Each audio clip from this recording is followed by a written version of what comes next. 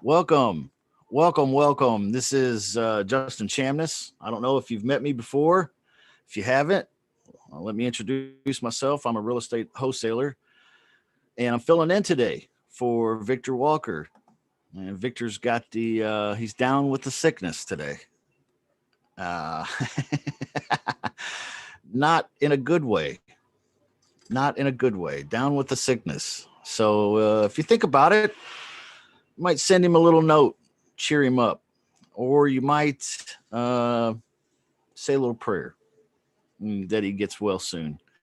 We miss you, Victor. Thanks for everything that you do. Sorry that you're under the weather today, if you're watching this or if you catch the replay. It's good to see everybody here. This is kind of a melange meeting. It's a mix of a couple different VIP groups. It's Claude Diamond's as well as mine. I do want to give a lot of honor and respect to Claude Diamond. He is my mentor. He is basically the reason why I do what I do the way I do it. And I can't be more grateful than I am, I don't think, because I am truly grateful for his impact on my life, and his material is legendary. He has forgotten more probably about sales and conversion than I will ever learn. Okay. What a brilliant man, and an honor to know him. So thank you, Claude, for bringing us the real true how to sell, how to get that money, how to get that shut up money. So today is our VIP role play day. And since Victor Walker's not here, I'm leading it up. And it's good to see several people here. We've got Jason, Michael Batista. It's good to see you, Jason. It's good to see Johnny. It's good to see Moises and Waylon. I'm sorry if I said it wrong. It's good to see you. And anybody and everybody out there watching and participating from a distance. If you want to jump in here, if you're in our VIPs, one of them or either one, you can come on in at www.zoomjustin.com. Okay. www.zoomjustin.com. The password is money. All right, guys. What's happening, everybody? Y'all want to play a game? Let's start out with a game. I like to play games. Anybody here like to play games? What about you, Hervasio? Did I say it right? Okay, dude. Do you like to play games? For sure. I mean, depends, depends what kind of games, but always down for a good time. All right, good. What about you, Jason? Yeah, I like games. Yeah. Michael Batista, are you a game player? What do we got going on, man? You're a gamer. Some days. I like Steve, do you play games? Steve looks like an athlete. Me? I bet he's yeah. Yeah, I play any kind of games you want to play.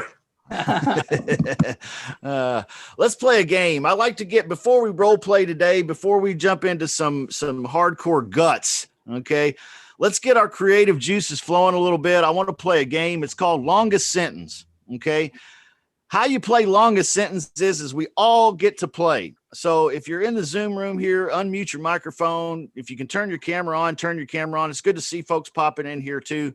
Welcome. Let's play longest sentence. Now, how you play is I'm going to start a sentence. I'm going to say a sentence like this.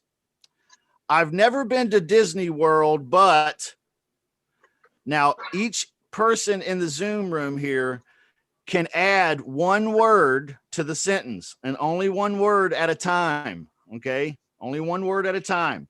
So don't complete the sentence, just add a word to the sentence. For example, I've never been to Disney World, but we, maybe Hervasio says we, Jason says did, Michael says remember. Okay, it's a switch now. Where are we going? And then Philip says going, and then okay, so we see how long it's the longest sentence. We want to work together as a team. Okay, we're going to be creative. We're going to try to make the longest sentence possible without, and the game is over, when the sentence starts not making sense. Okay.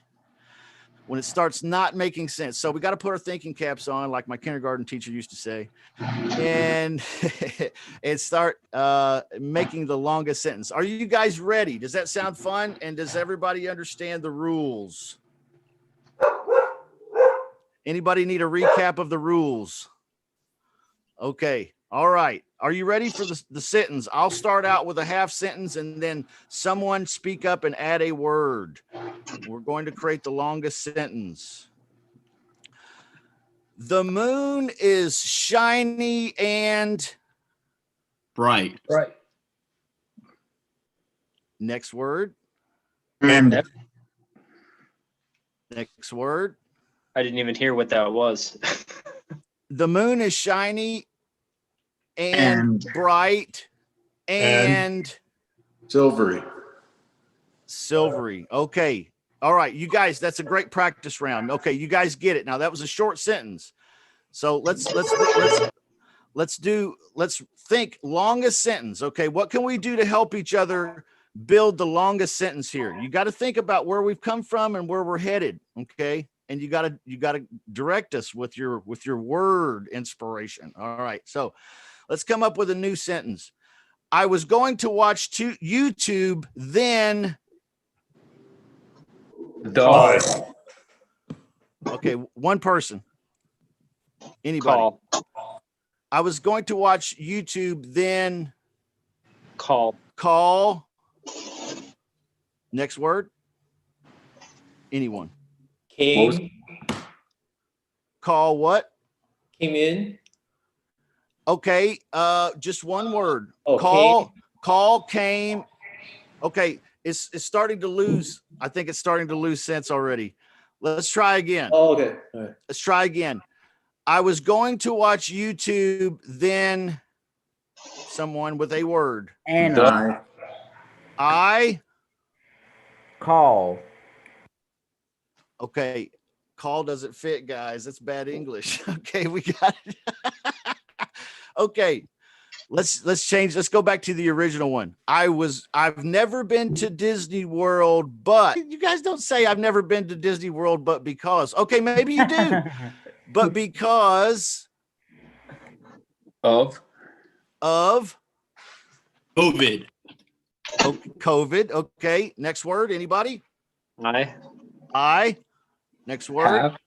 Have. Next word. To. Planned.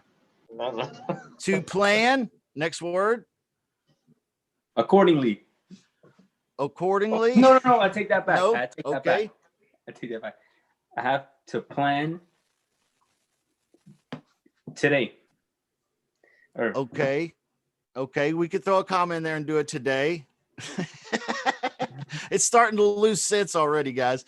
That's tough. It's tougher than it sounds. We have to think on our feet. Have you ever noticed that when you're in a phone call with a prospect or a lead, you have to kind of do the same thing? You have to think, okay, what's coming next? What should I say next? Right. We get nervous. We don't warm up sometimes to that. Role playing is a great way to warm up to that. That's just a quick little short, goofy role play. We're going to do another game here in a little while. But hopefully you enjoyed that a little bit. Let's role play now that we've got our creative juices flowing a little bit. All right. You guys are aware that Claude sets up guts as a 3-stage type system, I guess we could call it. And those 3 stages we represent here on this form. And I've seen Victor use this before. Claude didn't come up with this page. I came up with this page, but it's all based on Claude. Okay. So this was me and some of my personal students working on actually some guts materials, talking about guts. And this just kind of fell into place for me one night accidentally.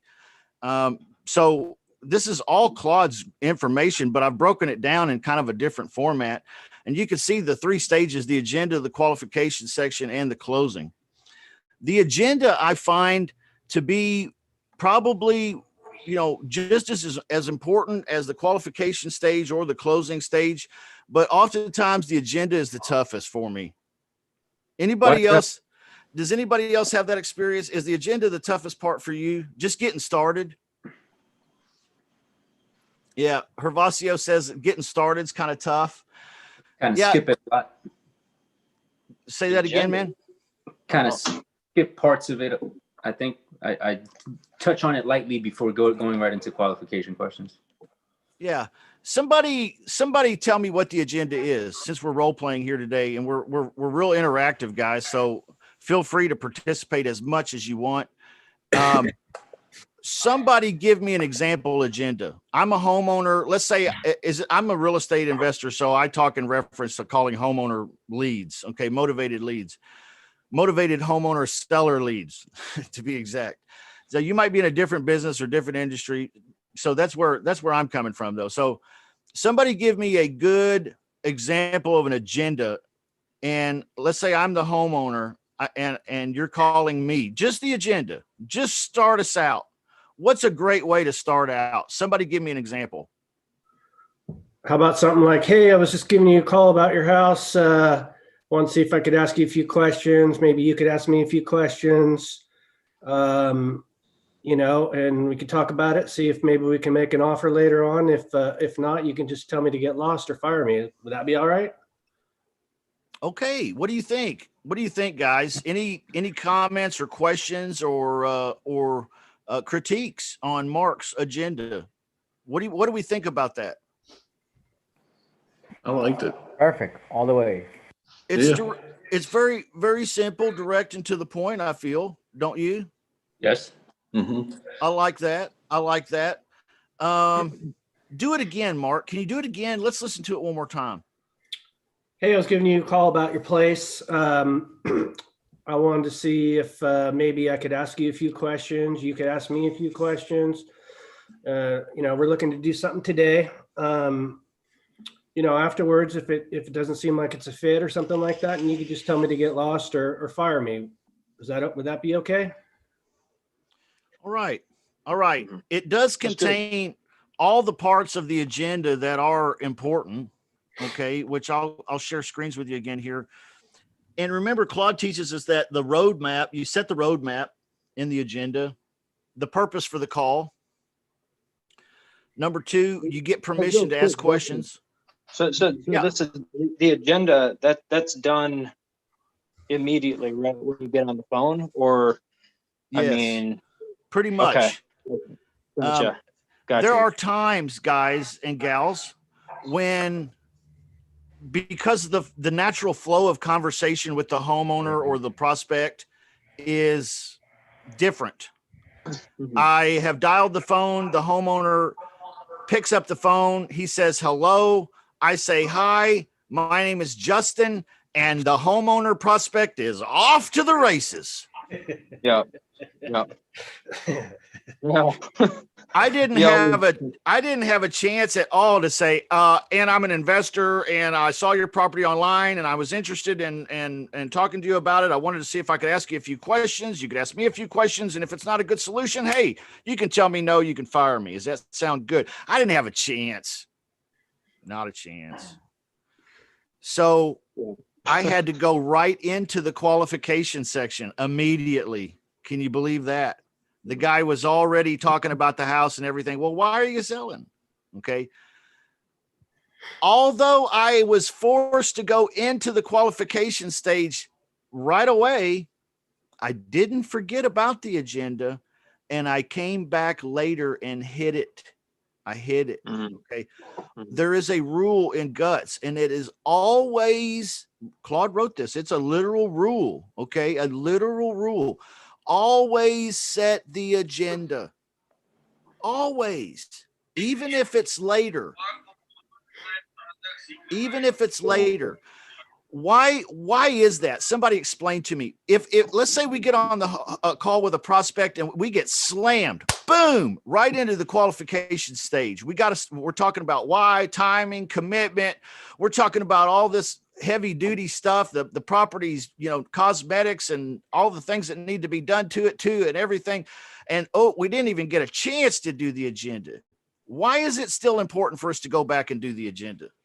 You got to take control of the conversation, the process, and the expectations. Okay, the expectations, the process, the control. Somebody elaborate on that. Hervasio.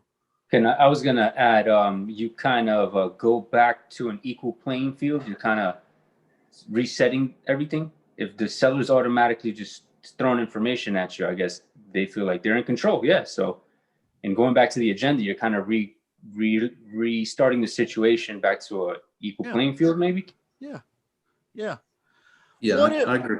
I agree with that too. Like, sorry about that. Go ahead, Jason, please. I was going to say, just with what Mark said, I agree with that. He said, is it okay if I ask you some questions and you ask me some questions? It's kind of, like you said, it's kind of leveling things out instead of just, hammering them.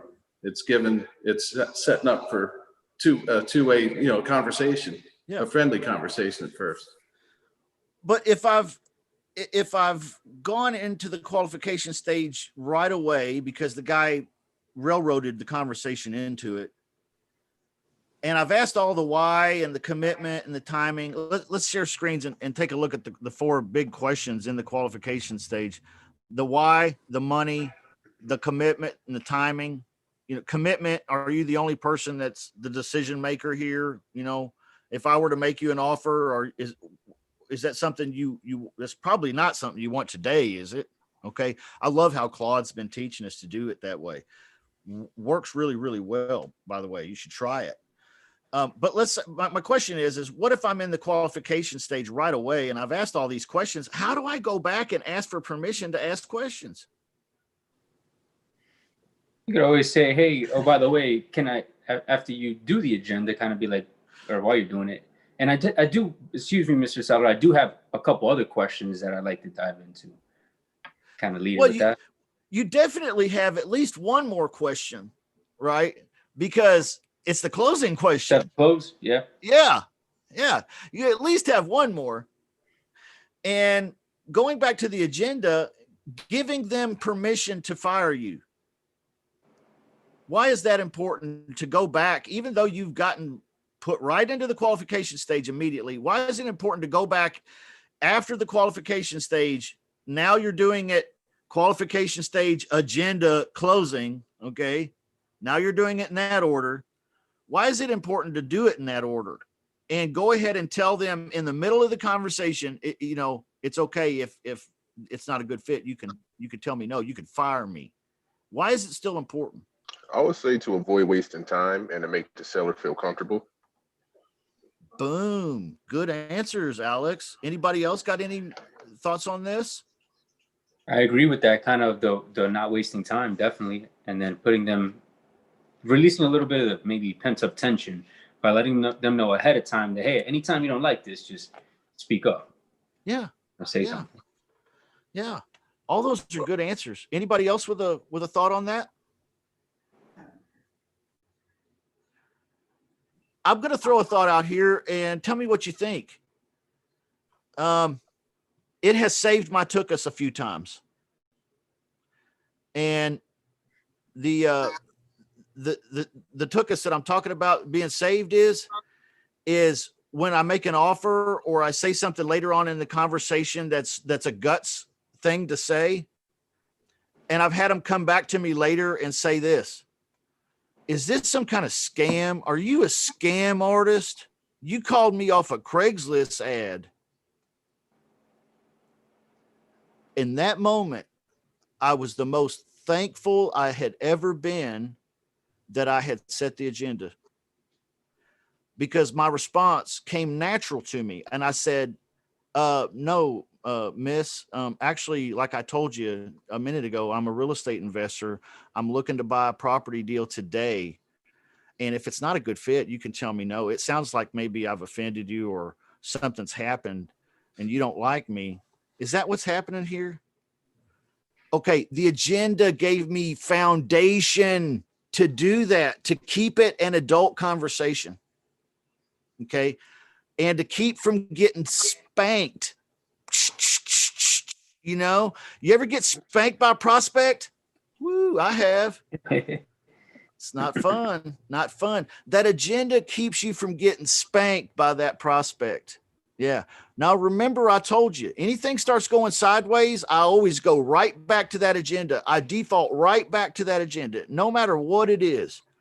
Something starts going sideways. Well, you know, I'm just a real estate investor. I'm trying to pick up a property deal today. I'm in kind of a hurry. You know, I want to do something maybe as early as today. And I just wanted to ask you some questions and give you a chance to ask me some and see if it's a good fit. Hey, if it's not a good fit, remember I told you can tell me no. Is that really what you'd like to do? Is this over? Would you like to just tell me no, or can we go ahead and talk about this? That's how powerful that agenda is when you use it that way. Yeah. You get to stay on top. That agenda is so important. So important. It seems not that important. And a lot of times we leave pieces and chunks out because, after all, I've made 20 phone calls today. I've said it 20 times, and I'm tired of hearing myself say it. Okay. Switch it up then, but don't leave it out. Gotta have it. Gotta have it. The guts rule number 1, I believe. I believe it's guts rule number 1 in the rules book. I've got the rules book. Anybody got the guts rules?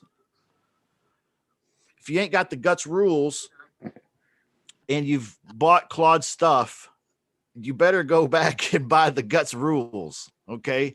If you've got it in Dropbox format, which is how he delivers it a lot, I think, you need to print that bad boy out.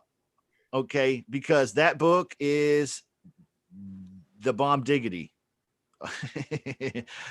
Rule number 1, I believe, in that book is always set the agenda. Always. All right, let me get another example. Let's get some other example. That was a great example, Mark. Thank you. Let's have another example of the agenda. Let's do another agenda. Anybody want to volunteer? Everybody. Not everybody at once. Do I have to hit the crickets button?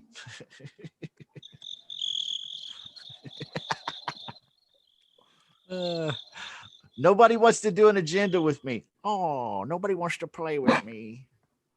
Do we need to do a new game? We need to do a new game and move on to the qualification stage. Is that what everybody's telling me? The agenda. Let's do the agenda. Anybody want to do the agenda? Let's role play the agenda. You guys want me to just pick people? Just pick people. Let's pick people.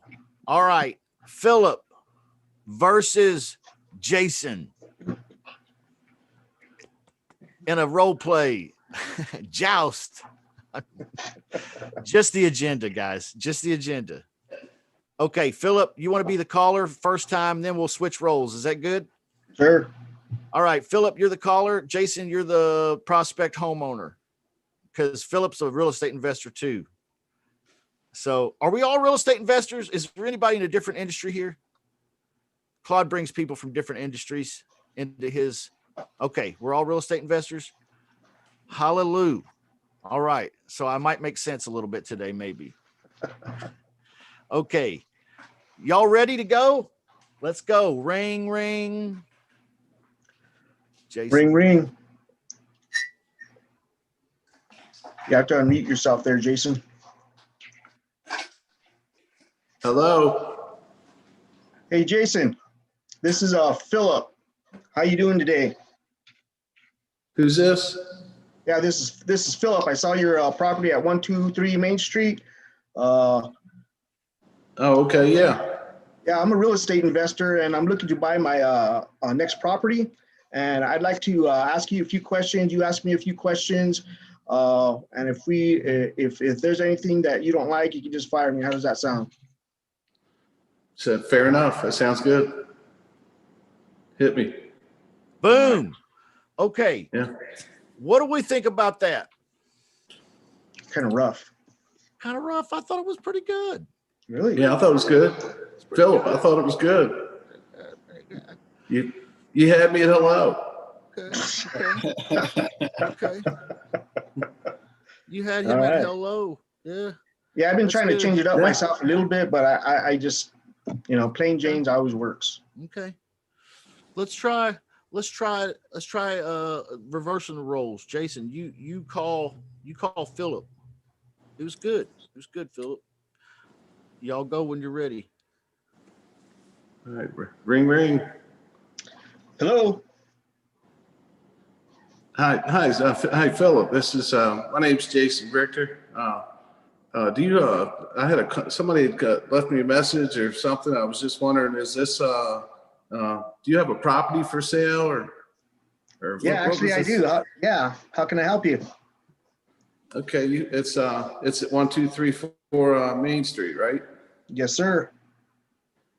Well, all right. Well, let's. I was going to see if I'm looking to buy property in that town, and how about is it okay if I ask you a few questions, and you can ask me a few questions, and if we like where it's headed, we'll keep going, and if not, you can fire me. Does that sound okay? That sounds perfect. Okay. Okay. What do we think about that? Anybody good. got comments? You can tell me if it was weak. Anybody got comments? Anybody got anything to say at all about that? No, I thought it was good. I thought it flowed. It was just easy and it It flowed. sound good to me. I thought so too. I thought it was natural conversational language. Yeah. I'm not sure about the word fire though, because I don't know if they get it. When you talk to a prospect, I think it's to me, you say something like, look, if it doesn't work out, we can just, part ways or call it a day or say something like that. If you're doing B2B, business to business, and you try to get an account or sell something, you say, look, Justin, if it doesn't work out, just fire me. I'll move on. They get that. But when you're talking to a prospect, to me, it's kind of like a I don't know how to say it, kind of an abnormal comment to make. I does anybody agree. feel the same way? I agree, dude. 100%. That's why you've heard me in my quick examples here this morning say, it's okay if you tell me no, you can fire me if you want. Yeah. Okay. I try to clarify that for that reason. I found that to be true too. When I'm calling homeowners, this firing thing. Also, I'm not working for your ass, like I'm trying to help. Okay. So I think you're right, man. This brings up another point. How important is it for us to speak in very simple, crystal clear terms? Yeah. How important? Anybody got any comments on that? Let me give you an example. When we get to the closing section as creative real estate investors, we tend to say things like this. Here's what I could do. We could do a contract for at least 24 months with option to purchase in 24 months and $2,500 down payment due when keys are exchanged. Okay. Everyone in this room understood everything I said, but that homeowner's brain shut down because he's not used to thinking about leases and then sales and then down payments. And okay, break this stuff down and slow it down. You have to remember your audience. Okay. What happens in the prospect's mind when you start saying something and they just simply don't understand? What's their initial immediate animals have this? What is it? Instinct. What's your instinct? They want to run. They want to say no, or they want to get away. No or run, right? Either way is the same result for us. Either one is a loss of a deal or a sale for us. So we have to make sure that when we're speaking, we speak in these crystal clear terms. So great point, Steve. You're gonna if it's not a good fit, you can fire me. What the hell does that mean? Right? You can fire me. Let me ask you a question here. Let me see here if I can find. I've got some questions I wrote down. Somebody tell me what this means. I'll get back to you in a bit. No. It means I don't want to do the deal. I'll get back to you in a bit. Philip says it means I don't want to do the deal. What anybody else think they have a different definition for I'll get back to you in a bit? It either means no or they're probably going to do some research. Okay, maybe it means no, or they're going to go look into it. Okay, they're going to give it their highest consideration. Yeah. Yeah. Yeah. Anybody else? What does I'll get back to you in a bit mean? It means I'm not sure at this point. When I hear somebody say to me, I'll get back to you in a bit, I think 20, 30 minutes. Anybody else? It Okay. can vary. I think it can vary. You know, it can mean anything from I'll get back to you in a bit can mean hell no, all the way up to, you know, maybe getting back to you in a bit is a half hour, like you said, or never. Yeah. I Okay. think it depends on their tone of voice, how they deliver that. You know, Okay. it could be sarcastic, snarky, you know, something along those lines. Are you going to let a prospect get away with telling you I'll get back to you in a bit?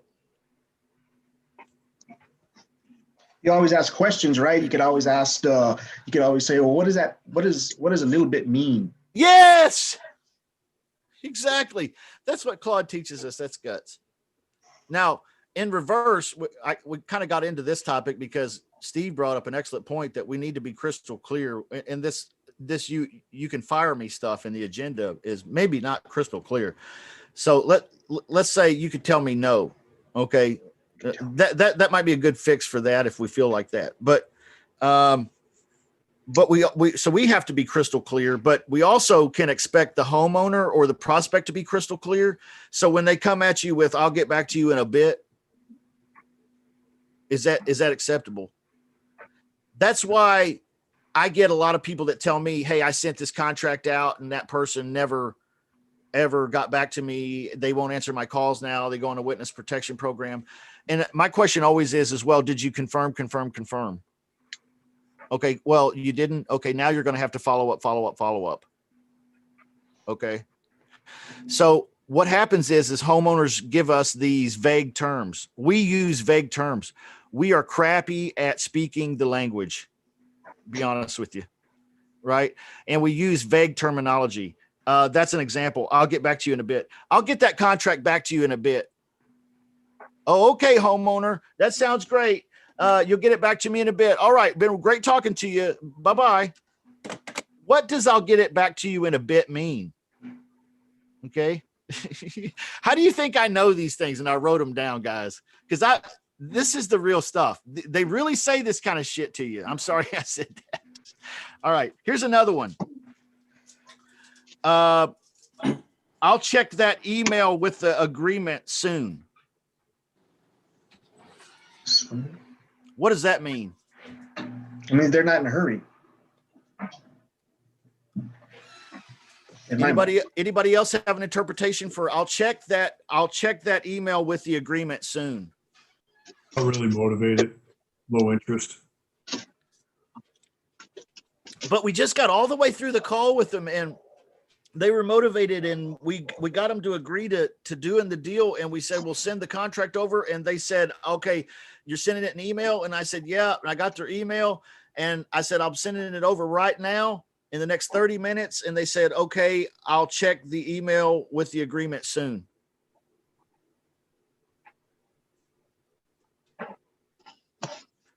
Is that weak? Is that totally weak? Did you close that person? No. I don't know. The jury's out. Okay. What about this one? Can I call back to you shortly?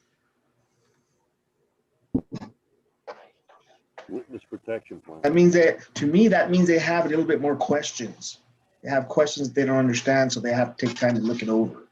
So they want to ask you a question, but maybe they're afraid to do so. Okay. Anybody else got an opinion on that? Can I call back to you shortly? Good answer, Philip. Can I call back to you shortly? Maybe Can don't you want to say, be I don't bothered. know? They all sound to me like a different way of saying no. Sounds like a no to me. Can I come back to you shortly? What do we say to a guy that says, can I call back to you shortly? What do we say to him? It's a good time. Do we accept that as an answer? What was somebody said it? Who was it? Was that Carl? Yeah. What's a good time? Which one? Can I call back to you shortly, Carl? What'd you say? I said it sounded like he really don't want to talk to you. Well, he's asking me if he can call me back in a little bit. Okay. Shortly. So does that mean that is he blowing me off? Kinda. Either or. Maybe. You really don't know. I don't really know. And I like to be in the business of knowing. Okay. You know, I mean, we are talking about the bread and butter on my table here. Yeah. Right. So I like to be in the business of knowing. So when a guy says, can I call back to you shortly? What do we let him get away with that? How do we not let him get away with that? Just say no. Can you call me back later? No, I rather you wouldn't. I'm trying to do a deal today. My tax person wants me to buy a deal before the end of the year, and I need to get this done today. Is that okay with you? Okay. That's a good answer. That's a good answer. What? Anybody else got any other suggested answers for? Can I call back to you shortly? Down to a time. What about pinning him down to a time to get back to you? Ooh, tell me more, Mark. Tell me more. Hey, so yeah, sure. We can get back together. When would be a good time? Like today at 5 o'clock or maybe 7 tonight? Which one works better for you? I like it. I like it a lot. I like it. Tell them to give you a yes or a no. Ooh. Can we try something stronger then?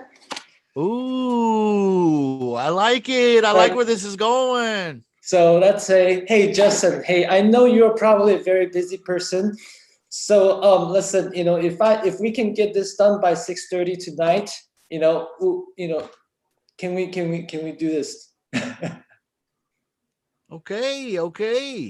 Yeah. See, tying them into a time. Right. Anybody else? Anybody else just take the spear and just run it through me with this thing. Let's do it. Come on. I can take it. Give me the guts. You guys are giving me guts. Anybody want to take it to the next level? Okay. Can I call back to you shortly, Steve? Yeah, you could, Justin, but to be honest with you, I'm trying to close the deal today. I have other things on my list I'm going to be calling about. So if you're interested, let's just say so. If you're not, let's just call it a day, move on, because I'd rather spend my time pursuing somebody that's really interested. Well, it's not that I'm not interested, Steve. I'm just, I've got this thing I got to get to. I've got a luncheon. It's a work thing, and I'm on a committee. They're trying to vote me in as the head of the committee, honestly, and I really don't even want it, Steve. It's just a thing, It's just another. We respect that. We're all busy. That's why I think if we want to really get this deal done, it's not that complicated. We've already been through it. We discussed all the pros and cons to it. It's something that you and your wife want to do. You want to move on to the next chapter in your life. I'm giving you the opportunity to do so together. You and I, we're doing it together. And just a way for you to close this chapter and move on. Just visualize yourself going down the road, doing what you got to do. And let's just get it done. Because if you're not interested, just please tell me. We can part ways. Otherwise, let's get it done. Let's get it done today. So Justin, what time is your appointment at today? What time is that appointment at that you have? Insurance is so important to go to. Tell me about it. Steve, that was good, by the way. Well, I got to leave in 30 minutes, and it's going to last probably 4 or 5 hours. it's kind of a mix of this committee meeting, and then we got the Christmas party right after that, and I'm Secret Santa this year. So it's going to take some time to get your Secret Santa outfit on. You got to get that outfit on, right? So you got to make sure all that stuff's taken care of. Good job. So let me 4 or 5 hours. What are you looking at as far as time? When are you going to be done with just your appointment? I'll be done about 7 o'clock tonight. 7 o'clock tonight. Yeah, it might be a little slosh though. See, because we do a lot of drinking at the company party. Okay. And, I mean, just this one, not all the parties, just this one. Okay, so what do you like to drink? What are you going to be drinking? Any idea what you're going to be drinking? Oh yeah, I'm gin all the way. Gin. You're a gin guy. Yes. Sipping on. So well, I got my mind on my money and my money on my mind, so I'm. Good choice. Awesome. Okay, so 7 o'clock is your appointment's over with, and then you're going to go to this meeting. You're going to put your Santa stuff on. So is there a little bit of time in between the 7 till when you put your Santa outfit on? Yeah, probably. You know, I might be able to get to this 8:30 tonight. I'll be settled in. I'll have the Santa suit off. I'll be at home, and we can. You know, it would go all night, the party, but this COVID stuff, they got it. You know, they got it locked down. So we're actually not even supposed to be getting together. But don't tell anybody. I shouldn't even have told you. I'm sorry, but yeah. So 8:30 tonight. That's why I'm saying I'll just call you in a bit. I'll call you shortly. So I'll call you tonight. Not going to work. I think this probably conversation's over. I don't think I'm going to be able to help you. I got so many people I'm working with right now. We only have a limited amount of funds to purchase whatever we're going to be buying with you. So I'm just going to have to probably move on. But hey, I appreciate the call, you know, and I thank you for talking to me. So I'm just going to have to say, I'm going to have to move on. So. What do you guys think of that? I like it. I like it. Why do you like it? It's a scarcity tactic. Yeah. Scarcity tactic. Yeah. I just have to apologize. When you said Steve before, I thought you meant me. I didn't realize. He did. He did. He did because you started it. So I like that. It was Steve Mathis. No, we like that. Steve's. Steve Z or Steve M. Actually, I meant Steve D, but Steve Mabus spoke up, and then Steve Zobro tagged in. I didn't realize we had 3 Steves. Yeah. We 3 Steves of Orient are. There we go. Bring gifts. We traveled so far. That's great, guys. I'm so glad you're here. And I'm just pulling your leg. I'm glad that Steve Mabus spoke up, and then that Steve Zobro finished off. And if Steve D wants to jump in here, hey, more than welcome to. What kind of a deal are you going to put together at 8:30 at night after this guy's been drinking? A good one. Oh, yeah, you really got to hit this guy between the eyes now, or wait till tomorrow morning, maybe. I don't know. You send him a DocuSign document at 9. He'll sign it probably. He won't know what he's signing, but just add another 0 to it. New meaning to the word buyer's remorse. Right.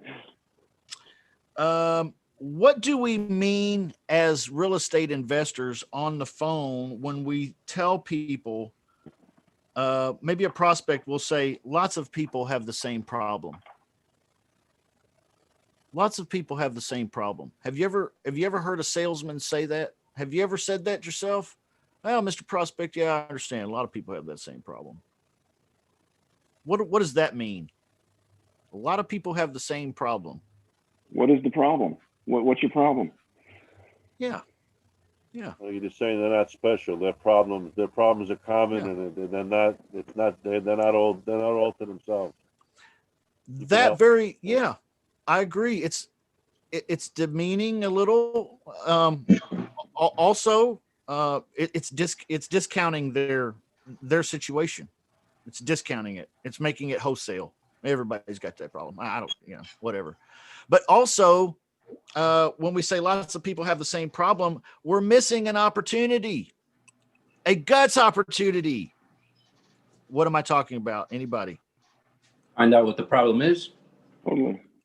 Or at least to recap the problem if we already know. Yeah. Well, a lot of people have that same problem. Wouldn't it be better to say, well, sir, I want you to understand you're not alone. There's, when it comes to having these 2 payments, And there are people that have solutions for you. I'd like to offer you one tonight, but that's probably not what you're ready for, is it? Well, isn't that much better than everybody's got the same kind of problems, man? Yeah, no big deal. Tell me more about the bedrooms and baths. Gives you an opportunity to build a common ground. People Yeah. like that. It was actually hilarious. Yeah. What about it's only a minor thing? You ever hear a homeowner say that? Only minor repairs. Yeah. Minor repairs. Are you gonna let them get away with that? No. How do you not let them get away with that? It's only minor repairs. Yeah. How's the house? Can you tell me a little bit about the house? Does it need any repairs? And what's the repair costs you think going to be, Mr. Homeowner? Oh, about 10,000. It's only minor. I always ask him when the last time the kitchen or the bathrooms have been updated. Oh, so you have to dig deeper, right? You have to dig deeper. You can't just take their word for it. You have to ask questions. All right, you guys ready for another game? Let's play a game. This is called Questions Only. Questions only. No other statements allowed. Only interrogatories, only questions. Let's see. I've got a stopwatch. Let's see if we can go for 2 minutes in the Zoom room right now. And we do nothing but ask questions. We talk to each other in question format only. Okay. All right. If you want to imitate an old Italian mobster movie, these guys have it down pat. Were you talking to me? What's so funny? You think that's funny? What's so funny? You think I'm funny? Okay. They got it all down pat, guys. 2 minutes. Let's practice and loosen up asking questions. I'm going to start out with the first question. What do you want for Christmas? Somebody respond with a question. When are you planning on moving? Okay. You got to have a conversation with me, Moises. So I say, what do you want for Christmas? And you respond with a question. Why do you ask me about Christmas? Okay. Do you follow me? Does everybody understand? And then somebody else maybe has a response after Moises. Okay. So let's see if we can get a conversation going with only questions. Questions only. The game begins now. What do you want to eat for Christmas dinner? What are you in the mood for Christmas dinner?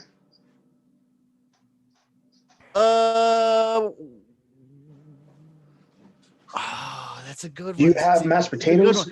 See, he did it good. So he responded with a question. Do you have mashed potatoes? Okay, Philip said that one. Do you like mashed potatoes? Is that what you said? Yes. Why do you care if I like potatoes? Don't you think they're good? If I said they're good, does that change anything? Yes, it does. I need to know, are you allergic to potatoes?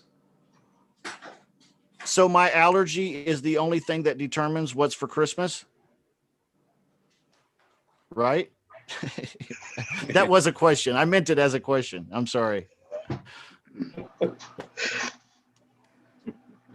We're having a conversation here with you, and we have to ask you questions to keep this rolling. Yes. And they have to Oh. make sense. They have to make sense with the conversation here.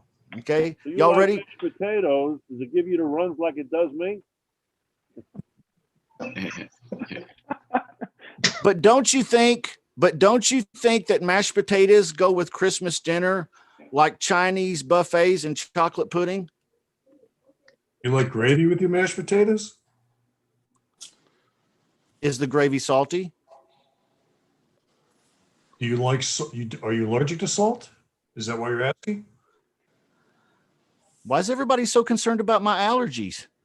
Because we care about you. Don't you want us to care about you? Why do you care about me? Why don't we just make everything and we'll just give you some Benadryl? And you can enjoy all of it. How's that sound? Where'd you get this guy from? He's also gonna be there for the new. Potatoes. What part of Jersey are you from? I've never even been to Jersey before. Should I go? Sure, absolutely. You're missing the best part of the town right now. The lockdown. A lot of laughs. That wasn't a question, Steve. Oh, I'm saying you're missing the best part. You got to come down. You're missing all the fun. What you missing? That wasn't even a question. You didn't ask. Close. Why would anybody want to go to New Jersey? I don't get it. Boom. Bring up his hometown area, and he's ready for the close. Boom. Not New Jersey. Hey, man. Say what? Not New Jersey. New York is different. Not New York. All right. New York. Sorry.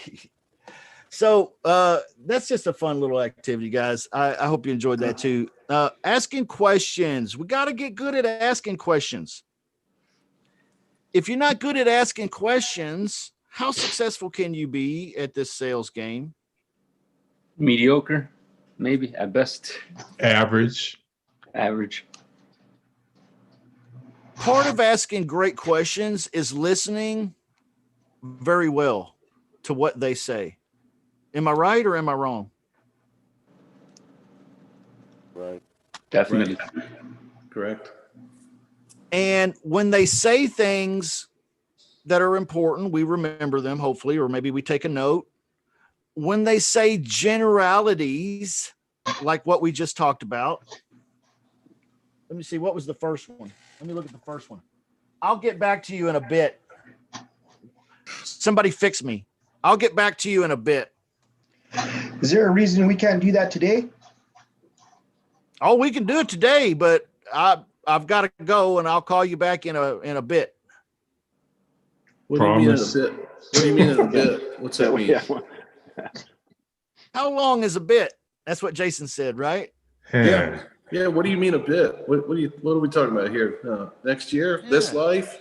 Later this after? I'm looking to close, do some business with you today. Yeah. You have to dive in deeper, right? Deeper. So anybody else have a response for that? I'll get back to you in a bit. Let's role play this. These vague general statements. Does that mean you'll have the agreement signed? Okay, great one. Does that mean you'll have the agreement signed? Okay, good question. All right, so lots of great questions there. We talked about the repair costs. Yeah, repairs are only minor. We handled that one, right? What's some other ones that we can talk about? Vague generalities from our prospects. Yeah. How much are you willing to pay? What's your asking price? I probably need 90,000. Do you let the prospect get away with this? Is that price negotiable? Probably 90,000. Is it negotiable? That's a great response. How did you come up with that price? Great question. Right. So there's a kind of a trick to this. And once you recognize the trick, you'll call people out on this stuff left and right all day long. And the trick is that most of these wishy-washy words, I like saying that, wishy-washy words, most of them end with ly or a y at least. How much down payment are you expecting, Mr. Homeowner? Maybe 5,000. Maybe. Probably 3 p.m. this afternoon. Probably 3. If you were making an appointment with me today and we were going to do something, let's say coffee at 3 p.m., and I said, I'll be there probably 3 p.m., would you say for sure that I was going to be there at 3 p.m.? Anybody? No. No, not at all. Not at all. If I said probably, let's take a look at the whiteboard here. Let's take a note. What are some wishy-washy words? Boy, Maybe, that's country. probably, possibly. Maybe. How do you spell maybe? Maybe. Is it, how do you spell maybe? There you go. All right. All right. Yellow bus. Probably. Yeah, that's right. The short one. That's maybe, probably. What's another wishy-washy word? Think about it. If they say I'll think about it, that's wishy-washy words. Yeah. Go start the car really quick so it warms up a little bit. Okay, man. Maybe, probably. What about hopefully? Hopefully, possibly, Perhaps. perhaps. I don't know. I don't know. Well, I don't know. Likely. Likely. Likely is another great one. Yeah. Any others? You guys are brainstorming good today. Got them juices flowing. Likely. About this time, this time about. About. Depends. Or how? Let's say approximately. Sometimes people will say approximately. Okay. Think about it. Okay. Depending on, or depends. Right? How about Somebody this said one? that. How about this one? Around whatever time. Around blank. Yeah. Wishy-washy as heck. Yeah. Wishy-washy words. What's some other wishy-washy words that we hear from these prospects? I doubt it. You doubt it? I'm gonna try to empty while that's heating up. I'm gonna try to empty or put the dishwasher. Okay. I muted that dude. Sorry. I doubt it. Anything else? Wishy-washy words. Can I get back to you? Near future. Yeah. Get back to you in a bit. Let's say in a bit, like we said before. Shortly. In a while. Sometime. Sometimes. Yeah. Anything else? Soon. God willing. God willing. I was getting ready to say that. Yeah. Anything else we can think of? These wishy-washy words. Soon is another one. Which one? Say it again.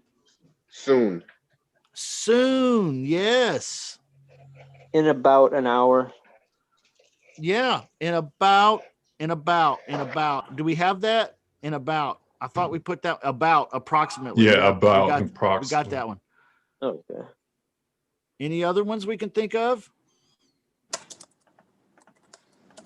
You guys are doing great. Wishy-washy words. Wishy-washy words. Wishy-washy words. Wishy-washy words. If you're going to talk to me, you got to use the right words. Okay. I have I have in my life a very, very close person to me that has a touch of autism. Okay. And that person, although very intelligent, although very high functioning, just normal like you and I, communicates slightly different than, let's say, you or me. And here's how it's different in this case. They speak and understand in crystal clear words. In other words, when you're talking to this individual, you don't say, I'll call you in a bit, because they don't know what that means. Okay. You have Can't to think be approximately. you have to be super specific and crystal clear. Okay. I'll give you an example. My wife asked this. It's a kid. Okay. Asked the child not to drink this entire 2 liter tonight before bed. Those are the wrong words. He's not doing it to be an asshole, but he drank all of it except this much. He did exactly what she asked. Yep. Don't drink all of it. Save a little bit for tomorrow. And he did exactly what she said. How many times does this happen to you and me? Not just with the missus or the mister, but with the kids, with the boss, with the guy on the other end of the phone. We're talking in generalities. He's talking in generalities, and we're buying it like left and right. And then we wonder why the guy never called back. We got off the phone thinking we had a deal. He got off the phone thinking, I'll call them back in a bit. That blow off really worked. For real, for real. So let's look at the wishy-washy words one more time. And if we want to add anything to it, let's add. But we got maybe, probably, I'll think about it, hopefully, possibly, perhaps, likely, about an hour approximately, depending on, around, I doubt it, near future, in a bit, shortly, in a while, sometimes, God willing, soon. I have a question for you. Are you gonna let them get away with it? Can I do it on Monday? What? Can I do it on Monday? Can I do it on Monday? I don't care, brother. Yeah. You can do it Monday, Tuesday, Wednesday, Thursday, Friday, Saturday, and Sunday. Right? Can you do what on Monday? Sign the agreement. Oh, Monday, what time? 10 a.m. Okay, so Monday at 10 a.m., you have plans to sign the agreement. So at 10:01, we have a deal. Is that right? Yeah, that sounds good. Okay, great. At 10:01, we have a deal. So if I call you at 10:02, you'll pick up the phone and I can thank you for doing business with me. I'm confirming, Yeah. confirming. Watch me confirm. Okay. I want to hear this more than once that he's planning on doing something. Okay. I want to hear that I've closed this more than once. Okay. So how do you respond to these wishy-washy words? What is the one and only real way to respond to wishy-washy words? Somebody help me out. Hey, Justin, wouldn't you just justify or ask him to justify why you're not doing it now? Okay, yeah. If you want it done right now, you certainly could. Yeah, I absolutely. think Claude basically indicates that when you go to the end like that, if he's still giving you excuse, then it's almost time to blow him out. For us, Jose, let's role play for a second. I'll try. Go. Go ahead. Yeah, it's fine. Go ahead, Michael. Michael Batista. So what exactly do you want me to say? The same thing you said to me a few minutes ago about I'll sign it on Monday. Okay. Well, yeah, can I do it on Monday? Well, Michael, I hear you, but can you, before I leave, can you tell me why you want to leave it for Monday? I want to make sure, because I want to make sure you take the opportunity right now. I've got 3 more deals right behind me right now that, I want to make sure I give you the opportunity to take advantage of this opportunity. And so tell me again why you can't do it right now. Yeah, because after I get off this call, I'm heading out the door, and I'll pretty much be unavailable this weekend. Okay, let me ask you a question then before you leave. Can you afford to push it till Monday? Like I said, I've got 3 more deals pending right now, and if I use my cash for those 3 deals, then I might not be available to do this for you Monday. Are you willing to risk that right now, Mike? Woo! Putting the heat on. Putting the heat on. He put it on flame right there, guys. It's getting hot in here. What's Michael going to do? Is he going to crack under the pressure? I don't know. It's a nail biter. I'm sorry, guys. Go ahead. So you're saying that if I don't do this today, you said that the money that you have to buy, that you're spending on these other houses, you're going to end up spending all of that? Well, Michael, please appreciate my position. I've got a family too that I've got to feed. And like I said, I've got limited amount of resources. And so what I'm trying to do is offer you the opportunity. Okay. And like I said, I've got 3 deals going on right now. And it's got to be on a first come, first served basis, because I don't want to lose out on making, my end of it. I'm not in this for charity, you see. So please help me out. I want to do good business with you. I want to make sure that, hey, you indicated to me earlier that your family is very important and you've got to get out of this house. So that's why I'm offering you the deal that I'm offering today.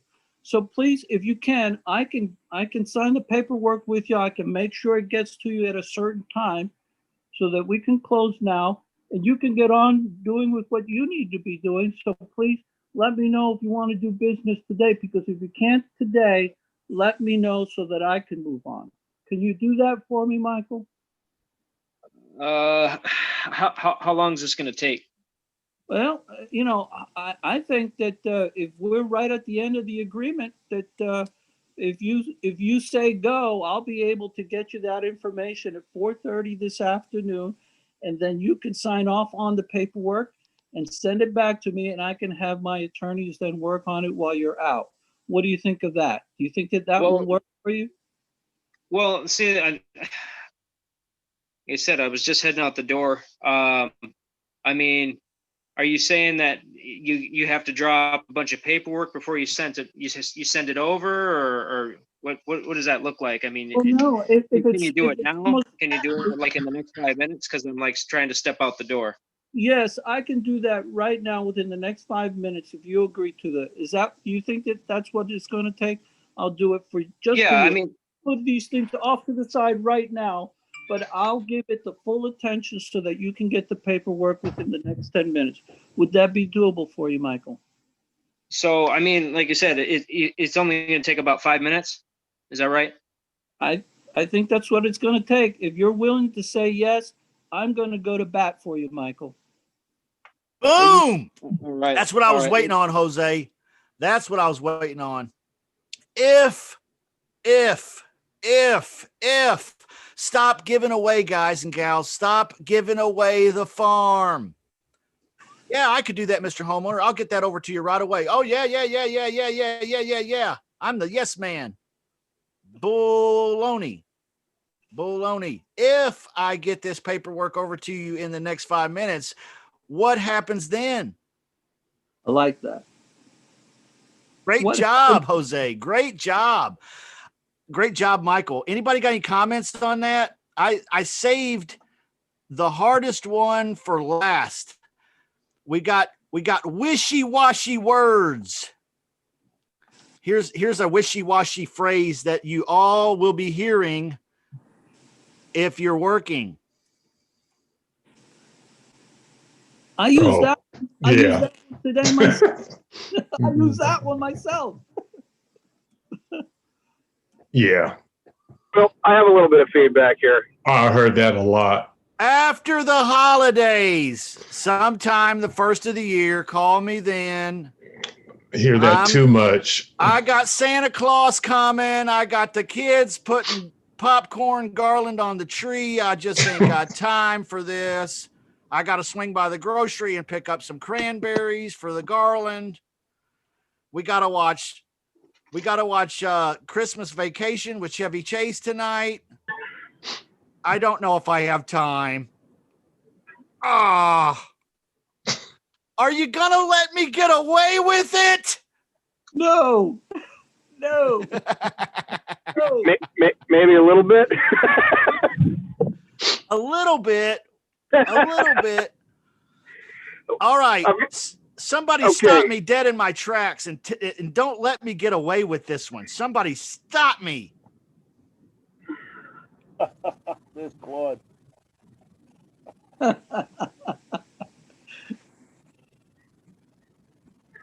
We got Santa Claus in here. All right. Santa Claus has come to town. How do you untangle these things, Justin? You're a mentor. I literally thought that was your shirt. Oh, yeah. It's amazing. Don't tell anybody, but Christmas tree lights are hot. Yeah, they are. They are. How you doing, buddy? Too hot. Somebody asked me how I am. Hey, Claudia. Hi. Merry Christmas. Happy Hanukkah. It's good to see you. Kwanzaa for everybody out there, and any other holiday we may have forgotten. Happy Kwanzaa. Kwanzaa's day after Christmas. So happy Kwanzaa too. A festive Tet. What? And the Festivus for the rest of us. Justin, ask me how I'm feeling. Claude, how you feeling today? A little horny. Oh, that's great. I can mute him permanently. I can mute him. That is crazy.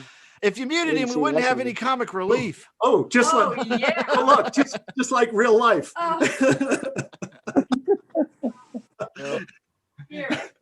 Here. Okay, That's gonna mess up your hair, but it's okay. I don't want to mess up this wig, Mucho right? mejor. Yes. That's better. Look at that. Look at that. Okay, sorry. Did I distract? I apologize.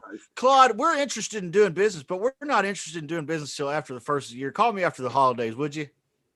I'm sorry, we got a problem. What's I the got problem, Claude? Yeah, real big problem. If we can't I'm going to use my words carefully. If we can't consummate this deal today, I've got to go and I've got to do a deal with somebody else, and that's okay. Listen, I don't believe in pressuring people, but you came to me with a problem, Jose and Justin. You said you have an empty property, you want to sell it. I'm ready to make an offer today, but after 6:30 today, it's gone. Can we do business? So I can give you a contract, I can give you a check, and you guys can have the best Christmas of your life, or should I get out of here and start up the sleigh? Boom. Make a decision. Boom. Because I've already made a decision. Is it? Hey, Claude, I think you're putting too much pressure on me. Welcome to 2020. So forth to consider here for Christmas. I still got to buy him presents, and you want to put this pressure on me right now? Absolutely. I might not want to do a deal with you. It's okay. You have the right to say no. I have the right to make an offer. We're still friends. Don't worry about it. But I only make this offer once. You had a problem. I made you an offer. If you want to say no because you can't handle the pressure, that's fine. But the problem will still exist after New Year's. Do you mean that you won't give me a deal after Christmas, that I won't be able to call you after Christmas, Claude, and you still give me a good deal? Did I stutter? Did I stutter? Hey, I'm like Santa Claus. I come once a year, and this is it. This is the moment. It's a big one, though. Listen, I'm trying to find a way. I'm trying to find a way to turn it around and continue to put pressure on him. Because let me ask you this, Mr. Ayala. Mr. Ayala, before I go, let me ask you this. It seems to me you have a specific date in mind, if I'm hearing you correctly. You want to do business December 26th, January 2nd. Which date would you like to do this deal? January the 2nd. And the reason, I'm going to tell you the reason outright. I don't want to really hear it. You don't want to hear it? Okay, let me ask you this, sir, quick, because I have to go. Okay, the reindeer are getting a little anxious here. Okay. Because it is snowing. Suppose I wrote up a contract subject to us closing January 2nd. I included a check, and we opened escrow, but nothing would happen until January 2nd. And if you chose to change your mind, I'll give you. Let's see, we have 22 days. If you change your mind in the next 22 days. Rip up the contract. Otherwise, let's do a contract today, subject to your approval, and we'll close on the and we'll consummate it on the 2nd. But we'll do the paperwork today. Is that fair? You know, I can't argue with that. It seems like you're giving me everything that I want. Yes, Claude, I will do it if you make the paperwork so that I can sign it on the 2nd. Boom. I'm Santa Claus. You still want to know the reason? For tax reasons. That's why I want to wait after January 1st for tax reasons. That's why. I've heard that before. I'm waiting for the shoe to drop. Yeah. So listen, off the role play. That was fun. Thank you. Bottom line, negotiate. I still get a commitment, get it in writing if you can, renegotiate. Listen, better to get some kind of passive or tentative commitment for a specific date. Okay, so if the date was the whole problem, usually it's a money issue, you negotiate the money. This was a date issue. So we'll do the contract for that date, problem solved. So what you want to do is ask a hypothetical question. Imagine, I saw Justin doing this before. Imagine for a moment, we could do this deal on January 2nd, or somebody made you an offer like mine on January 2nd. What would you say next? And you get that commitment and then you close. Boom. Good. It's always, why are we in business, ladies and gentlemen? Are there any ladies here? There's no ladies here. Are there? Let me see. I don't see any. We need some ladies in the room here. Okay. Why are we in business? To make money. Today. Most important word, make money today. Get a commitment today. Get an appointment today, or get out today. Life is short. Enjoy every minute. Don't fool around going back and forth and leaving messages and on. And I don't have I think impatience is a virtue. What do you guys think? Yeah. I agree. Go for it. What do you got to lose? Go for it. Push them a little. Oh, I'm feeling stressed and everything. Well, boo-hoo. What do you have to gain? Yeah. Justin, I didn't mean to take over your show, No, you're not taking over anything. I started out today telling everybody that you're my mentor, and everything that I know that's of any worth at all probably came from you. Okay. You need about 2-3 more children, by the way. Did I tell you that? No, I don't. I really don't. Mine are almost full grown. I see all our friends on here today. Lou's here, Steve's here, Carl, Mike, Philip, Jason, Horace, Metro Casey, homebuyer. That's a long first name. Who else is here? Waylon is here. Great crowd here. Great crowd. Oh, good crowd. It's a Christmas crowd. You guys want to? Can I show us? Can I show you what winter should look like? Yeah. Yeah. Anyone want to see winter at 10,000 feet? Yeah. Yeah.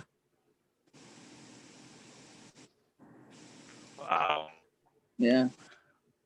That's 2 feet of snow this morning when I was running. Wow. You ran in 2 feet of snow? I'll tell you, it's very light snow. It's powder. and I wear these micro claws on my running shoes, but the snow is up to my knees. Wow. That's Yeah. harder. That's harder to do, right? Like running in sand or something, huh? Yeah, it's really hard. It's really hard. Absolutely. So, good. It's good to see you doing this thing. So, It's a good visual oh yeah. of you running through the snow.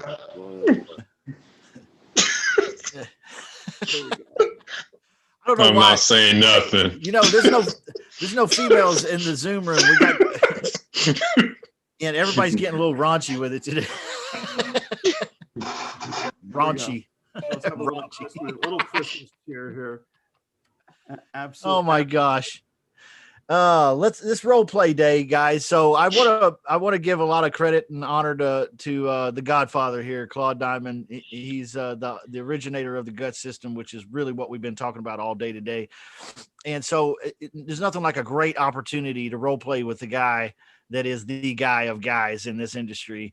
So anybody out here in the Zoom room have a role play that they want to do with someone else in the Zoom room or with Claude or myself, now is a great time to speak up. We have about 30 minutes left on our hour here, so we have some time. Let's invest it in you. Let's invest it in you. What's some things going on in your business that in your phone work and your conversating with the homeowners and prospects, the leads, the tenant buyers, your cash buyers, whoever it is? Let's role play. Anybody? Hey, Anybody? Justin, a quick question on the qualification part of when you're looking to qualify a person and you start talking about the money aspect. How do you bring that up? How do you bring it up in the conversation? Yeah. When you're introducing and you're qualifying to the process. Yeah. Claude, would you like to address that, sir? I'm sorry, I was looking for. I have a gift I'm going to be giving all our viewers. By the way, it's going to be on my webpage. I have a book I wrote years ago called "A Lease Purchase Christmas." Yeah. I don't know. Has anybody here read it? Anyway, I'm going to I'm going to put it on my webpage for free. I usually sell it, but anybody who goes to my webpage, claudediamond.com, and wants that book for free, it'll be give me a half hour after this group call, and I'll set up the webpage. And one other question: thoughts, prayers, and quick recovery to our good friend Victor Walker. Yes. Okay. Yes. Okay. Yes. If you think about it, send him a quick message on social media and let him know you're thinking about him, guys. I'm sure that'll cheer his spirits too. So, absolutely. What's the role play we want to do here, Jose? So I was wondering about the qualification section when you talk about the money aspect and you're qualifying the prospect. How do you introduce the question in conversation about the money? Mr. Ayala, you mind if we, you know what? I'm going to ask you a few questions. You're going to ask me, and please feel free to if you don't like my offer or whatever, it's okay to tell me, Claude, get lost and have a Merry Christmas, and I'll leave you alone. Okay? So we don't have no pressure here. By the way, you mind if I just ask a few questions because I want to make an offer, and I need to. You don't mind if we talk about money, do you? No, I don't mind.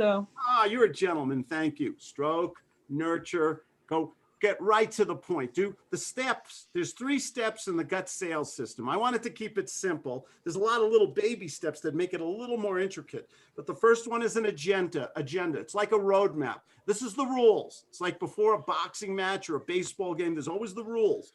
You have to show the leadership, the authority, the doctor. You're the doctor in the room. You say, this is the rules, the agenda. Next step is the qualification.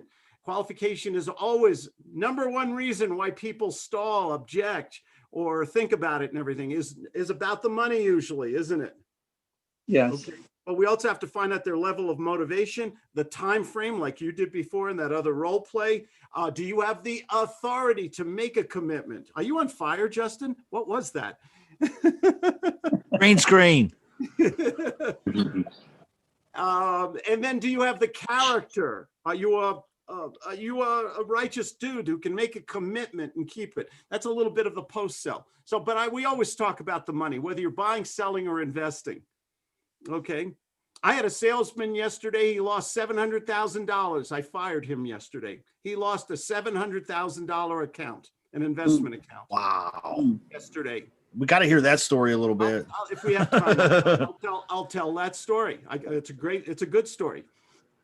A guy very simply didn't, but I'll tell that later. Well, let's talk about money. How much? How did you want to play this, Jose? Buying, selling, and well, I want to be able to buy a house. I want to question them about their house. Okay. And so, how do I introduce? I don't ask them how much you got or how much. Why not? How do you go about introducing that to your conversation? Jose, I'd like to help you here, like a doctor doing a diagnostic. You mind if I poke you with this cold stethoscope or turn your head and cough? Do you mind if I do this because I want to make you healthy again? So, yes. Mr. Ayala, can I call you Jose? I'm Claude. You can call me Jose. That's fine. Thank you. That's very nice of you. Thank you, considering we just met. You need to buy a house. Why don't you just go to a realtor? Who's a realtor in this room? You got a hand up? Anybody a realtor? Anybody? Nobody in this room is a realtor? Nobody has a real estate license? Well, I don't want to pay the 6% that you're charging me. I'm not a realtor either. I wouldn't charge you. 6%, what's the big deal about it? It's incorporated into the payments anyway. Maybe it's an extra 25 cents a month over 30 years. Right. Big deal, 25 cents. Right. So why don't you just call up a realtor? Justin Chamness, I think he works for Keller Williams or Remax or something. He's a great realtor. He's in your area. I can refer him to you. That's the solution, isn't it? Yeah, I guess it is. So all you got to do is, and you have plenty of money, right? You have 10, 20% down payment. You're looking for a house. How much? 200, 300, 500,000? $200,000 home. Okay. So 10% down. You probably have an excellent FICO score, right? 800. Very good score. So all you need is 10% down. That's what, how much did you say the house is you want to buy? 200,000. Okay, so 20,000 down, go to a realtor, piece of cake, right? I would rather keep it. I would rather keep my money so it doesn't cost me 20,000. What are you going to do? That's just the way real estate works, isn't it? I mean, there is another solution. I don't know if you want, suppose there was a way that if you could move into a house, you're renting right now, but you had the opportunity to buy this house when you chose to, and you moved into it, you enjoyed it right now, you had a contract that protected you. Maybe some of your money went towards the down payment or the purchase price discount on the purchase price of the house. So you've probably heard of something called renting to own, right? Yes, I've heard of it. I've not played it, but I've heard about it. I have one house available. Not far from you. It's in a nice neighborhood. You don't have kids, do you? I have two. 2 kids. Great school. It's good. Nice school in the area, nice park, very nice area. You could move into that house. I think I could get you in for about $12,000 and $1,500 a month. I don't know if that's what you're looking at. And you could buy it in 1 year, 2 years, or 3 years from now. That isn't what you're looking for, though, is it? Yeah, well, 3 years would be better for me because I'm trying to build some cash so that I can put down on the house if I'm going to go that route. Let's pretend I could negotiate and structure a 3-year, 36-month rent to own, lock in the price and terms. You would have to put $12,000 down today to lock it up and $1,500 a month. I don't know if that isn't, maybe that's a little too fast for you. Mm-hmm. But I only have this one property left before the end of the year. Suppose I could arrange a deal like that for you. Mm-hmm. How would you feel about that? I think that we could work together. Think? Yes, sir. I think. You don't know? Wishy-washy words. I don't know if that was an example. I don't know if that was a good example of what you were looking for. Okay. Off-roll. Did you hear a lot of the redirection? Yeah. Off-roll is that I just found, when I'm doing that with a customer, that it's too premature, that I'm doing it too premature, I mean, if you don't really know them that well in the first 3 or 4 minutes, you're going to be qualifying and talking about money along those lines, or you're going to blow them out if the person is not going or willing to go down that road with you. Then fire them. This is the sands of your life. Your last day when you're 120 on this planet, how much time are you going to waste with prospect? You're going to go back and think about all the prospects who wasted hours and days of your life, or you're going to think about the good things. So do you talk to them and do you ask them right up front about, hey, you don't mind talking about money? What did I do in the role play? Okay, you were asking me questions about, am I interested in pursuing that? And what's the first thing I said? Yeah. What did I say in that role play? The role plays are the teaching mechanism. I said, do you mind if we talk about money? Right. What happened? Did you have a heart attack? Did you hang up on me? What happened? No, I opened up and I allowed the conversation to happen. Okay. You know the definition. You know what the definition of chutzpah is? Guts. You got. Yeah. Guts. Who remembers the? Oh God, there are two brothers, the Fernandez brothers in Beverly Hills. They murdered their mother and father. Yeah. Okay, in bed. Jeez. And when they were arrested, guess what their plea was? Insanity. We're off it. Okay, Yeah. that's chutzpah. That's unmitigated gall. So you've got to go for it. It's not being put. Assertiveness is not a dirty word. Go. What you've got to blend in the stroking and nurturing. Hi, you mind if I call you Jose? My name's Claude. This is so nice to speak with you. And if I can help you, great. If not, tell me to get lost. It's all right. You mind if we talk about money for a moment? Money's important in real estate. Would you agree? I agree. Yeah, that it's important. Role play. How hard was that? Yeah. Okay. Yeah, I gotta try that next time, because I just found myself being hesitant on bringing that up so early. Listen, Justin, tell him the story about the pretty girl at the doorstep. The pretty girl. You gotta kiss him now. Wait a minute. Kiss. Don't rush in. Don't rush in. Okay. You gotta buy me a drink first, Justin. You're right. You do have to kiss her. You do have to kiss her now, but don't rush in. Okay. Timing is everything in life and in business. But how many prospects? Am I the only guy in the world who's gotten in his car and driven 5.5 hours to go to a property?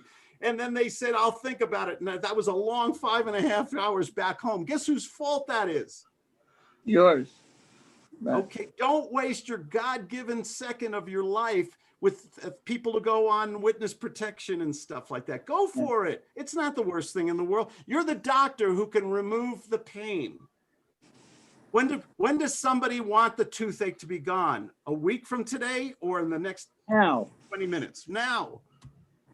People want the pain removed. Your job is to find the pain, create the pain, exacerbate the pain. Did you hear what I was saying? That why don't you go call up a realtor? Or why don't you do this and that? Right. I'm trying to get you to give me information on how to sell you.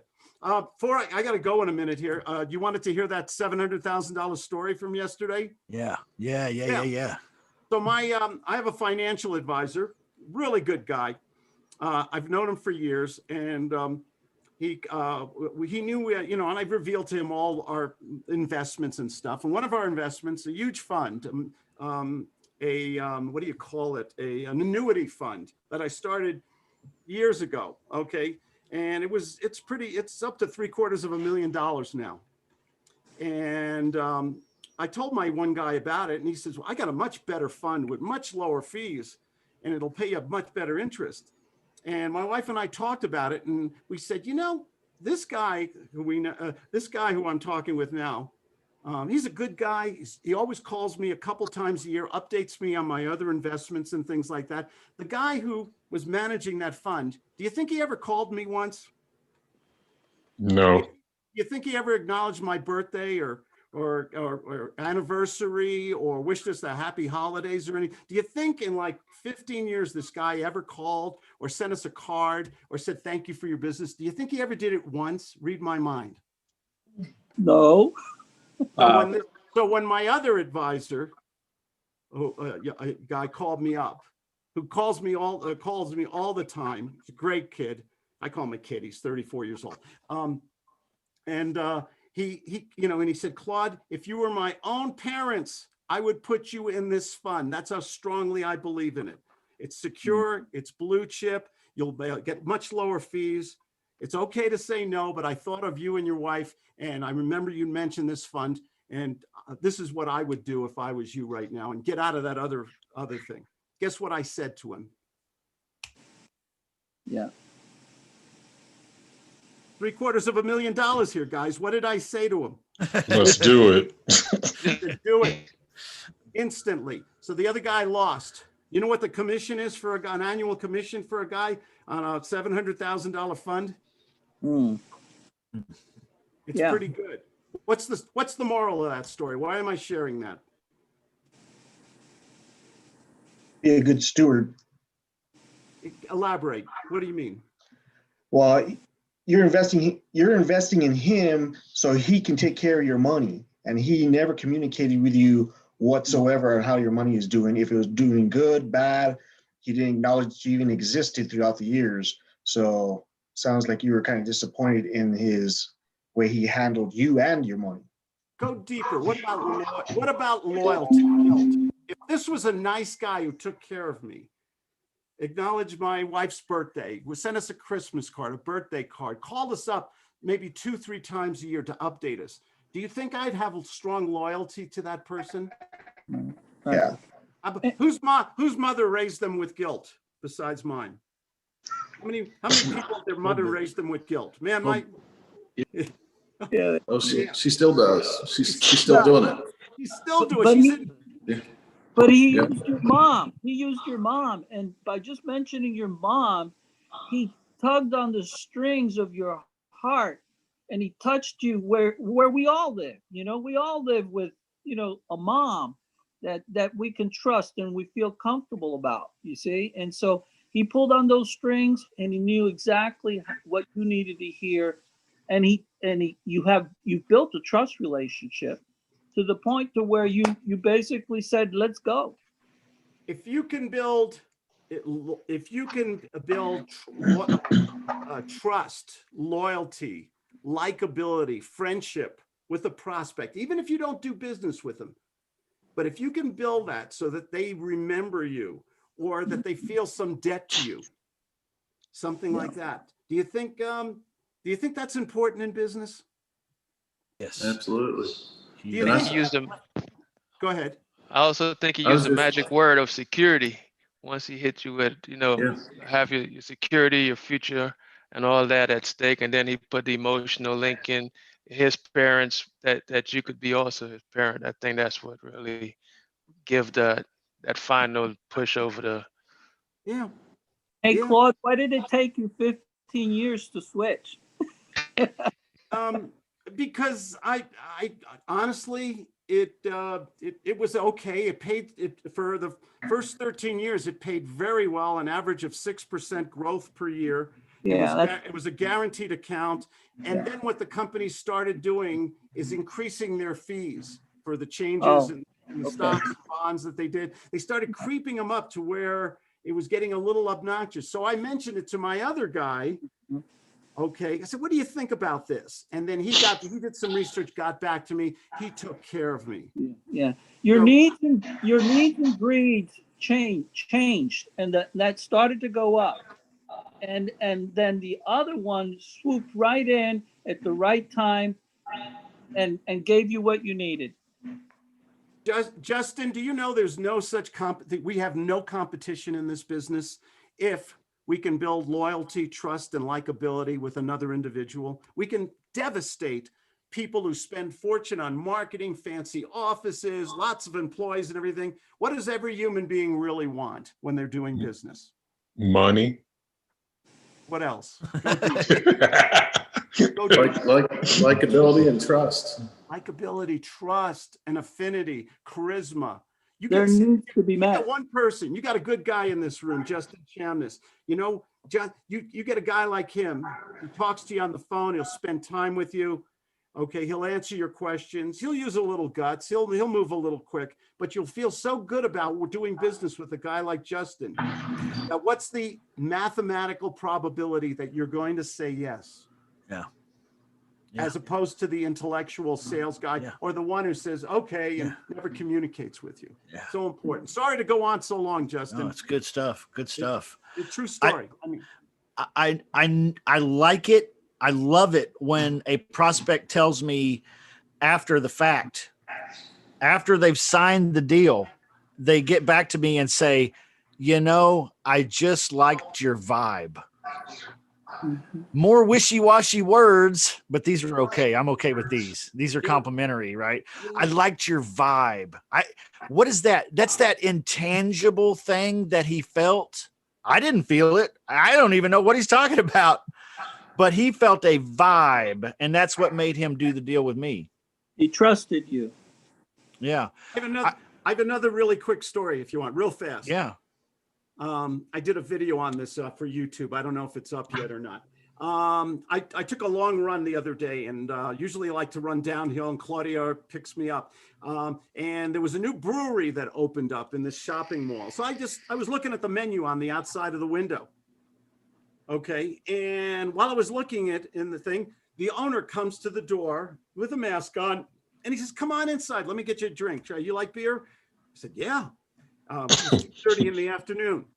I wasn't going to go in this place. I was just a looky-loo. I was just looking at the menu and the beer selection on the window. He brought me in. They gave me a small sample of beer. It was delicious. Guess what I did? Bought some beer.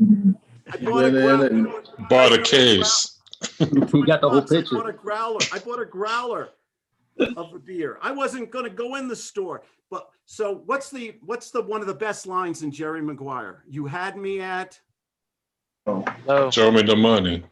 Hello. You had me at hello. What did this guy do to bring me in the store? And I ended up spending money. What did he do? Told you, really? Yeah. He invited you in. Basically. Yes, he invited me in. You know, a vampire can't go into your house unless you invite them in. Okay. I don't know. For those of you who used to watch Buffy the Vampire Slayer. That's so true. That's so true. They can't. What is it with vampires?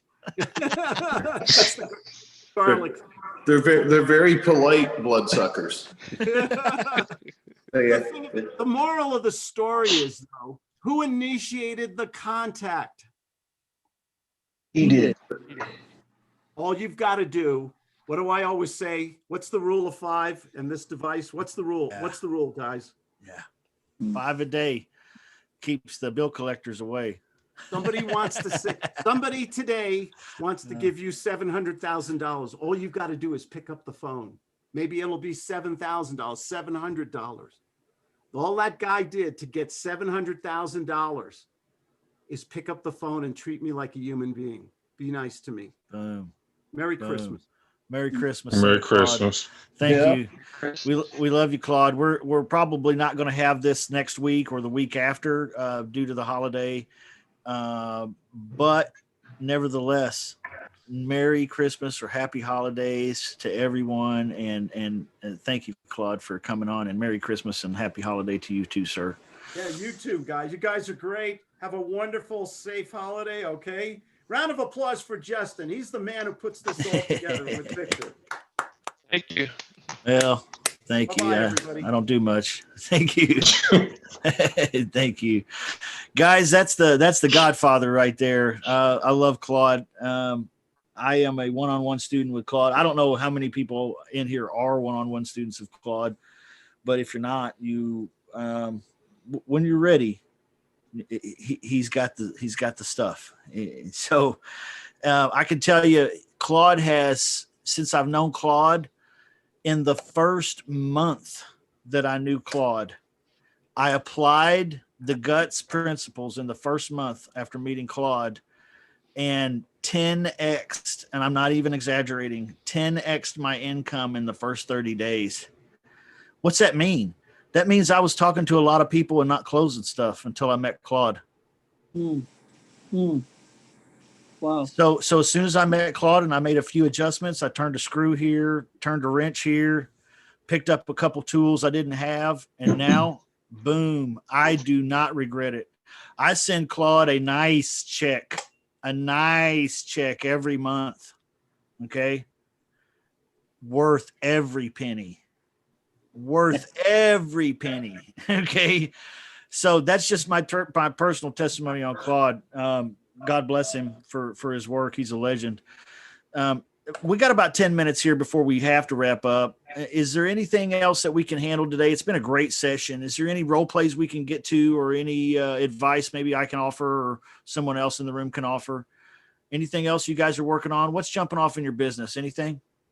I have a question. It's a little off topic. Okay, Anthony, no problem. So I've been texting back and forth with somebody in the background here, and she said that the homeowners association won't allow her to do a lease option. And I know you guys covered this before, but my day job got in the way and I couldn't really listen in. Is there a way to structure these so you don't trigger an issue with the homeowners association? Yeah, it's a great question. Great question. Does anybody have any advice? I could offer some advice on this. Does anybody else have any advice for Anthony? Homeowners association problems. Rules and regulations is what they call it. They call it rules and regulations. Every homeowners association has them.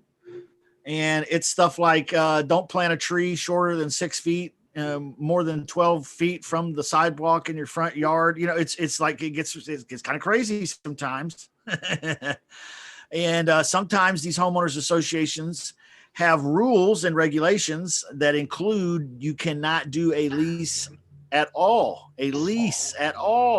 in this neighborhood. This is a neighborhood we want to preserve for homeowners. And so you cannot do a lease option either, or a lease purchase either. This is very, very much common in 55 and older communities. Okay. Very common in 55 and older communities, very common in other types of communities like that. Is there a way around it? That's the question. Anyone have any advice? I'm dealing with a client that's very similar, and they indicated to me that they had flexibility. An association wants to have maybe only a certain percentage of their properties being give them flexibility to rent out, maybe only 20% or 30%, because they don't want everybody trying it, because they lose control, and the homeowners that are there now don't want to lose appreciation. They don't want to change their environment. But I would say go back to the individual and find out, maybe they have a percentage of homes in that place to where they allow that to have that flexibility. Some of them they don't look into it more than that, but they should find out if they do have some flexibility. That's a great point. Good advice. Thank you, Jose. A great point. I have experienced that too. A lot of homeowners associations do have an allowance for lease in their community if a person wants to lease out a home, but it will be limited to a certain amount. Right. Okay. In some homeowners association, it's not allowed at all. Okay. Anybody else have another good advice, Jose? Anybody else have any other workaround in a community where the homeowners association says no lease or no lease purchase and allowed? Anybody else? Go ahead. Please go ahead, Anthony. You're fine. I was going to say, I haven't read the covenants and restrictions yet because the conversation just went here. Yes. But, I know that some are more strict than the others. Sure. And, what is the workaround here? What about owner finance, seller finance? What if the deed changes names and the original homeowner becomes a mortgage holder? What about that? Anybody have any thoughts on that? I mean, we are creative real estate investors, right? Right. So we got to be creative. Do we need? Yeah, you do we can need do that. Do we have to play a game to get our creative juices flowing again? I'm just teasing, guys. You can do Michael says we can do it. Tell us more, Michael.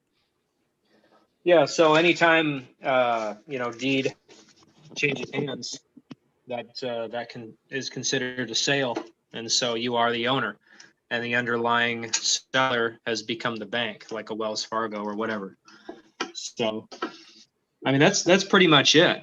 Unless for some reason, and I've never heard of it, the HOA has no land contract clause or no seller finance clause, which I don't know. Justin, have you ever heard of that? I certainly haven't. I have not experienced that. Mhm. So a workaround would be a more permanent sale, which is what will please the homeowners association, and a owner finance where the deed changes, or possibly even where the deed does not change, but there is a contract for deed in place that may suffice with the homeowners association just fine. Now, quick question. I know Anthony.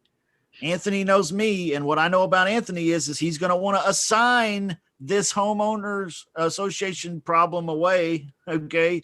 He's going to get this deal under contract. And let's say he gets it under contract with owner financing and everything's okay with the homeowners association. Can he still assign this deal to a buyer for a check? I don't know. Or does that only work on ugly houses and lease options? Ooh, No. I'm making you guys think. I'm stretching some of you a little bit. Mhm. Can you still assign an owner finance for a check? You can assign a sub too, so why not? You can, okay, listen to me, guys. You can assign anything and everything, including your own kids, away. I don't recommend it, but you can assign anything for a check as long as it doesn't say not assignable. Okay. If it says that, you've got problems. Other than that, you can. Okay. So sub 2 can be assigned. Owner finance can be assigned. Ugly houses can be assigned. Lease options, lease purchase can be assigned. Everything can be assigned. Hey, Justin, I was just thinking that I told you I was talking to someone about that yesterday. And I sometimes, because I don't know enough about it, I tend to just say, well, I walk away from it and I move on to something else. But it's the type of subject that you want to not walk away from it, because if you could still make money either in assigning it, that's how you have to sometimes cross roads and do things that you've not done before. Okay. But for now, I've let 2 of them go like that because I said they're too complicated. I want something easier. But I'm glad you're bringing up the subject because I want to see how other folks are handling something like this. Yeah. Not complicated, guys and gals, not complicated. What do we need in order to put a house under contract, owner financing or seller finance, same thing, and assign it away? What do we need? What do we need? What's the paperwork look like? Somebody tell me. This isn't a trick question. You need the right type of contract on it. You need to have a contract on the house for owner finance. Where do I get one? Where do I get an owner finance contract? Maybe we could ask you for one. Maybe. I might help you. It's called Google. Google. You can get the state. Let's say it's Missouri because that's where I'm in. Okay. I could go to Google right now, type in Missouri Realtors, Board of Realtors contract, purchase and sale. It'll pull up something. I'll find a purchase and sale agreement that is the Realtors purchase and sale agreement for Missouri. This is the Board of Realtors sanctioned, commissioned, blessed. The courts love it. They know it. They understand it. They've adjudicated it 1,000 million times. They know this contract. This is the contract for my state. Would you know that every one that I've ever looked at for every state I've ever looked at either has a section in it for owner or seller financing, or it has an addendum that goes with it called owner or seller finance. It asks you for a percentage rate. It asks you for a down payment. It asks you for the pertinent information. You fill in the blanks, and there you go. You got an owner finance contract. The best one in the state. Mm-hmm. Now, if we're going to assign that, what do we need to do? We need to put in the contract, and or signs, right? As the buyer, your name and or signs. Now, in order to assign that off to a buyer, what do we have to have? What else do we have to have? Anybody? How about an assignment agreement? Contract. Yep. Yeah. How about an assignment agreement? Hey, Justin, I got a question for you real quick. Okay, hold on a second, man. One more thing we need. Anybody else? Signature. Well, you need signatures, that's for sure. Yeah. One other document you need beside that owner finance purchase and sale agreement, with that addendum or whatever. Then you need an assignment agreement. What else might we need? What other document? How about an invoice for the title company so they know how to pay you? Mm-hmm. And that's about the sum of it, guys. That's about it. Mm-hmm. How easy. So the days of walking past these kinds of deals are now come to an end. Everybody can do an owner finance assignment, sell it off, wholesale them owner finance deals all day long, just like anything Do it else. all on DocuSign, right? All on DocuSign, .loop, HelloSign, any of that stuff. Michael, what's your question, brother? Yeah, it slipped my mind, man. I can't remember. I'm sorry, bro. When I said we're on it, I gotta hit it. I'm sorry. Are there any other questions? Good discussion, guys. Anything else? We can wrap up. We've been going for 2 hours. I know it's a long Wednesday practice session, but I think everybody gets something out of it. I know I got a lot out of it today. And I want to thank everybody for allowing me to host today. I know it's unusual. Victor should be back soon. But again, like I said, probably not next week or the week after due to the holiday. We don't want you having to cancel family plans to be here. So, anything else before we wrap up? Anything else? Thank you so much. Thank you, Gervasio. Love you guys so much. Thank you. Justin, appreciate it. Appreciate it. A lot of Great fun session. today. I loved it. Thank you. You guys have a blessed rest of your day. And if I don't see you or talk to you before then, have a happy and safe holiday and do us all a favor. Okay. Stay healthy. All right. Stay healthy. Thanks. All right. Bye-bye, everybody. Happy holidays, everyone. You as well.